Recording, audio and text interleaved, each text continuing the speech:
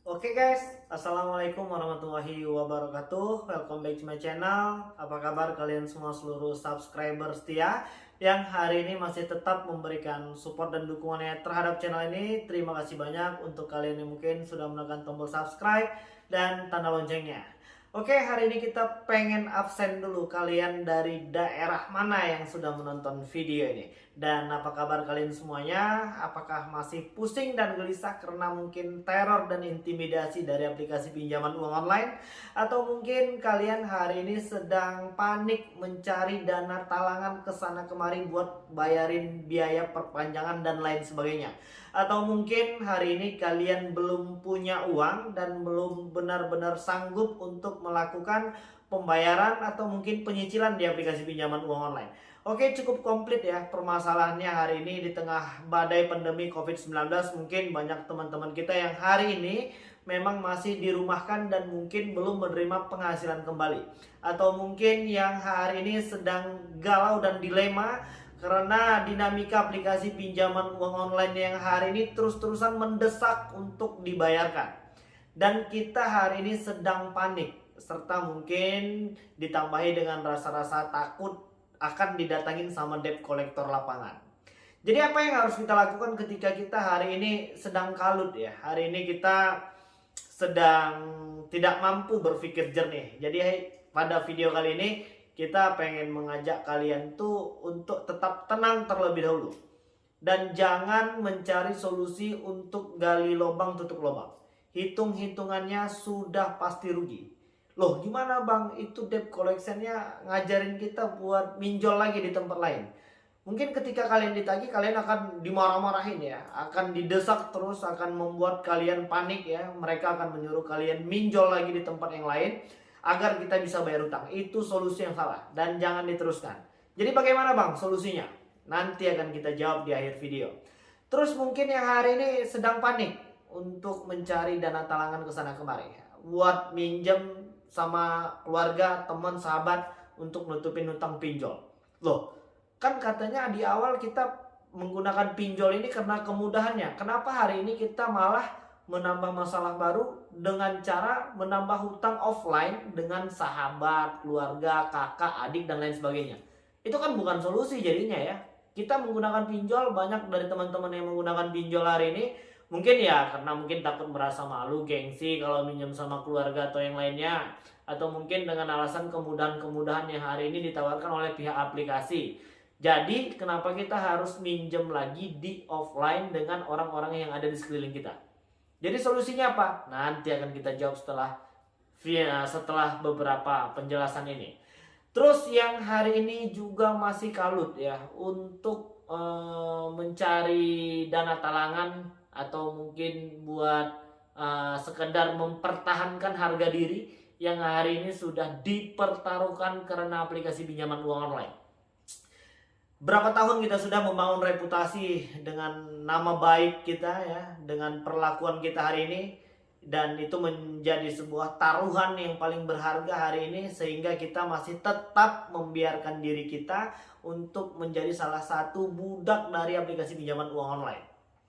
Oke, kita akan jawab tuntas semuanya. Untuk kawan-kawan yang mungkin hari ini belum mampu melakukan pembayaran dengan alasan ketidakmampuan. Memang udah benar-benar gak punya uang lagi nih, mau bayar utang bagaimana sih bang ya. Hari ini mereka terus nelponin kantor atau mungkin nelponin kerabat-kerabat yang ada di kontak handphone kita. Yang mungkin hari ini bukan hanya kontak darurat ya, mungkin beberapa teman-teman yang lain punya pengalaman kalau yang hari ini mendapatkan teror itu adalah orang-orang yang ada di kontak-kontak kita. Jadi untuk teman-teman yang hari ini masih tetap berusaha untuk mempertahankan harga diri, yang mungkin hari ini masih sibuk mencari dana perpanjangan lah kalau istilahnya di dalam pinjol ini ya, lebih baik kita malu sebentar ketimbang terus-terusan harus menjadi budak dari aplikasi. Jadi bagaimana dong bang dengan reputasi yang hari ini sudah kita bangun? Ya sudah, ikhlaskan saja. Hari ini untuk kalian yang mungkin sudah dipermalukan, yang harga dirinya sudah diinjak-injak sama aplikasi pinjol, atau mungkin yang hari ini sudah tak punya rasa percaya diri lagi ya, karena mungkin sudah dipermalukan. Tugas kalian hari ini cuma satu. Apa itu? Kalian harus bisa berhasil mengupgrade diri kalian untuk menjadi yang lebih baik lagi dari sebelumnya. Dan yang kedua, dekatkanlah diri kepada Tuhan. Dan ketiga, teruslah berusaha dan berdoa. Selesai. Kalian cuma punya tugas 3 itu saja untuk yang mungkin sudah disebar data. Terus bagaimana yang hari ini mungkin pengen galbay ya, memang udah gak punya uang lagi dan detik-detik masuk jatuh tempo hari ini.